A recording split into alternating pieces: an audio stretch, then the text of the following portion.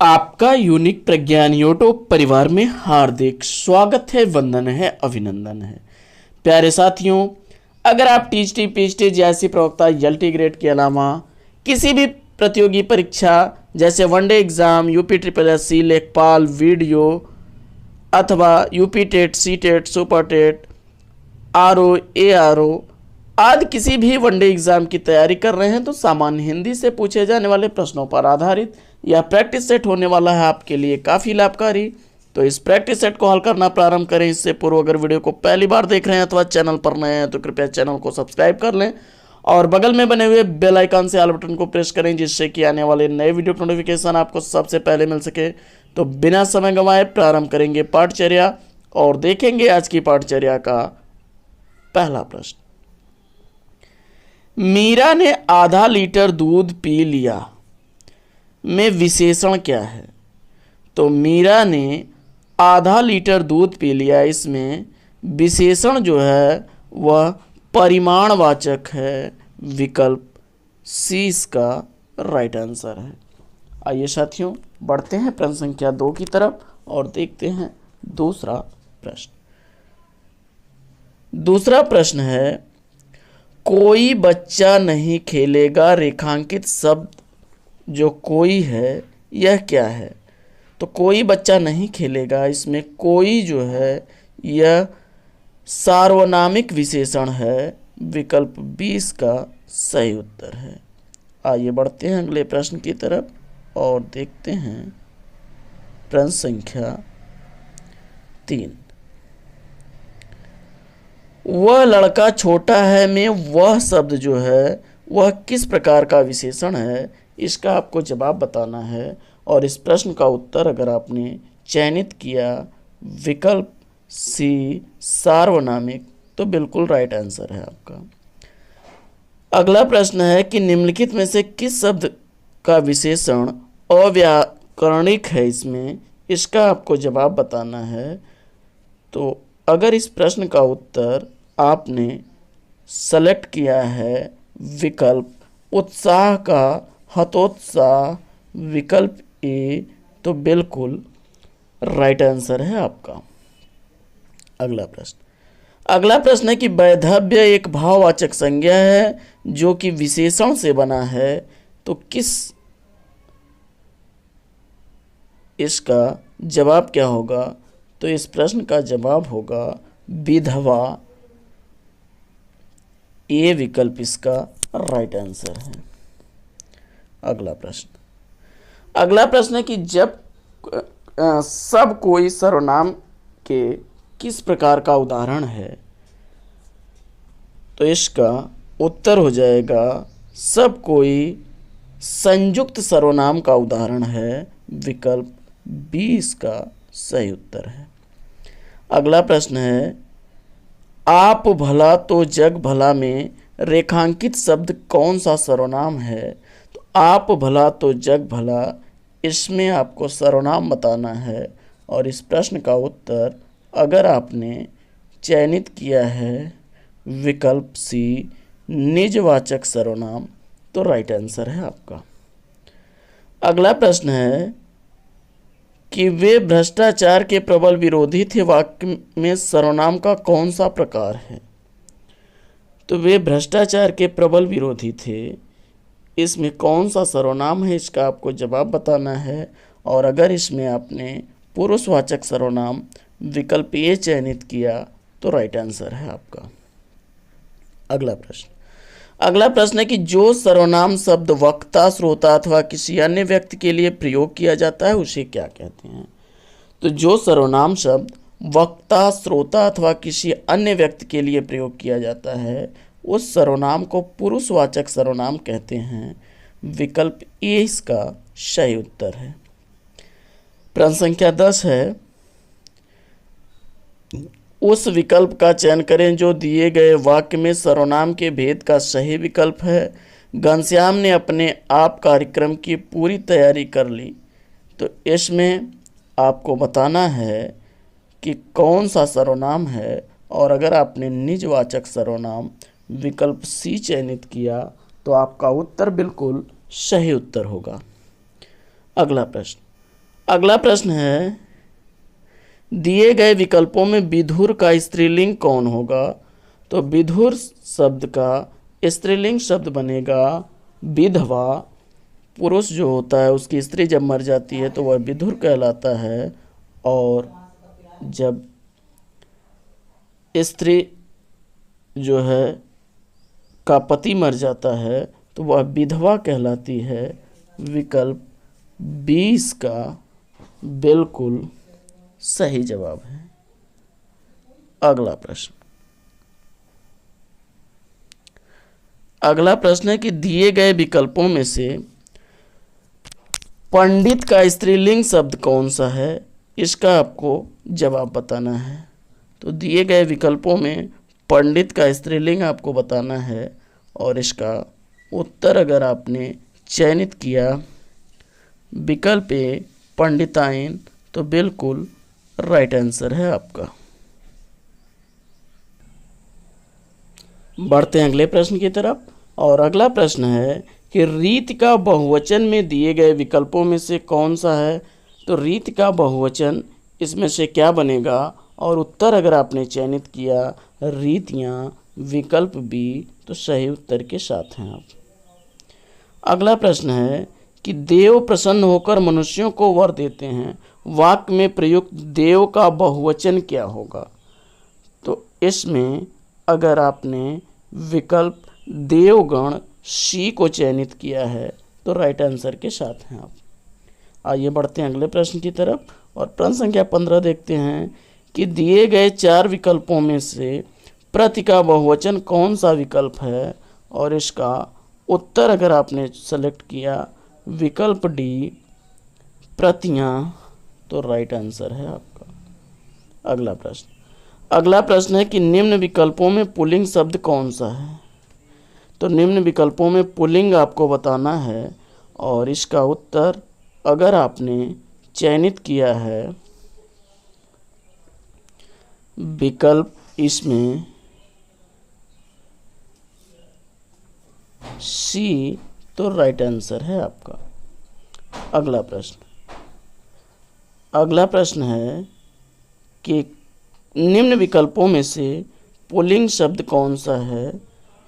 तो इसमें पुल्लिंग शब्द बनेगा आपका विकल्प ए कुटुंब। बढ़ते हैं अगले प्रश्न की तरफ, और अगला प्रश्न है कि कौन सा शब्द इसमें से फारसी शब्द नहीं है? इसका आपको जवाब बताना है। तो इसका जवाब हो जाएगा विकल्प ए इस्तीफा।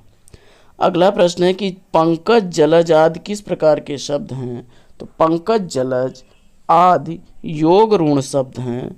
विकल्प सी इसका सही उत्तर हो जाएगा। अगला प्रश्न है कि निम्न में से कौन सा शब्द देशज है? इसका आपको जवाब बताना है।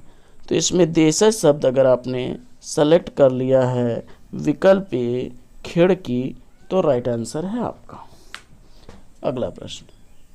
अगला प्रश्न है कि निम्न में से विदेशज शब्द कौन सा है? इसका आपको जवाब बताना है, और इसमें अगर अमीर आपने सेलेक्ट किया है विकल्प डी को तो राइट आंसर है। अगला प्रश्न है कि निम्नलिखित में ऋण शब्द क्या है? तो इसमें ऋण शब्द का चयन करना है, और ऋण शब्द का चयन अगर आपने विकल्प नाक को सेलेक्ट किया है तो राइट आंसर है आपका।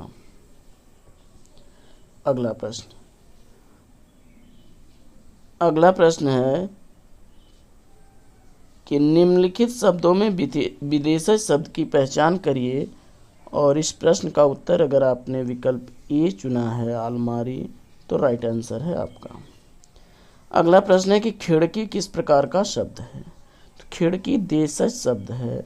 विकल्प ए इसका सही उत्तर है। अगला प्रश्न है कि लालटेन शब्द निम्न वर्ग में से किस वर्ग में आएगा? तो लालटेन शब्द जो है यह विदेशज शब्द है। सी विकल्प इसका राइट आंसर हो जाएगा। अगला प्रश्न है कि अर्थ के आधार पर शब्द कितने प्रकार के होते हैं? तो अर्थ के आधार पर शब्द आपके जो होते हैं वे 4 प्रकार के होते हैं। विकल्प 20 का सही उत्तर है। अगला प्रश्न है कि कौन सा शब्द तुर्की भाषा का शब्द इसमें नहीं है? तो तुर्की भाषा का शब्द इसमें विकल्प जो है सी राइट आंसर हो जाएगा, पैगंबर। अगला प्रश्न, अगला प्रश्न है क्रिया अथवा धातु के अंत में प्रत्यय प्रयुक्त होकर जो शब्द बनता है उसे क्या कहते हैं? तो क्रिया अथवा धातु के अंत में जो प्रत्यय प्रयुक्त होकर के शब्द बनता है वह कृदंत होते हैं। विकल्प 20 का राइट आंसर है।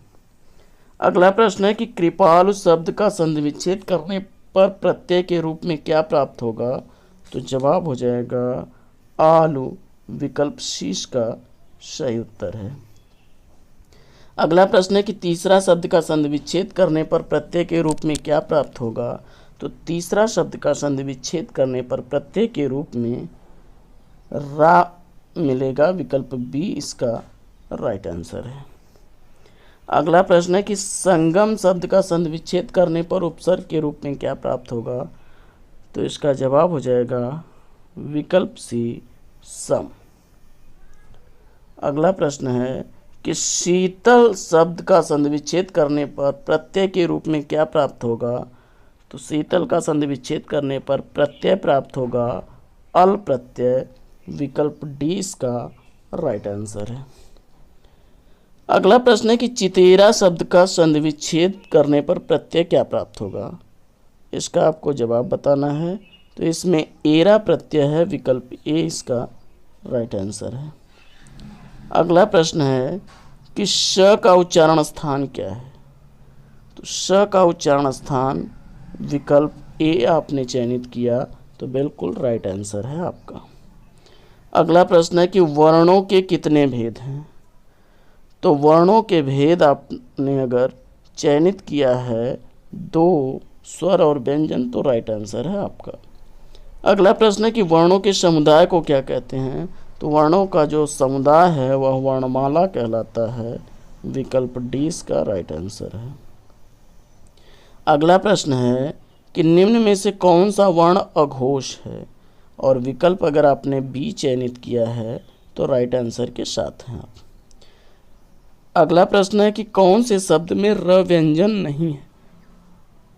तो इसमें आपका र व्यंजन किस में नहीं है?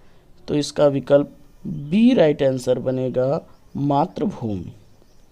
क्योंकि देखिए इसकी व्याख्या यहाँ पे दी गई है, क्रम में क र अ म अ लगा हुआ है, मात्र में म आ त और र अ जुड़ा है, मूर्धा में म उ र ध आ जुड़ा है, लेकिन मात्र नहीं बल्कि मात्र ही होता है, त्र में री जुड़ा हुआ है।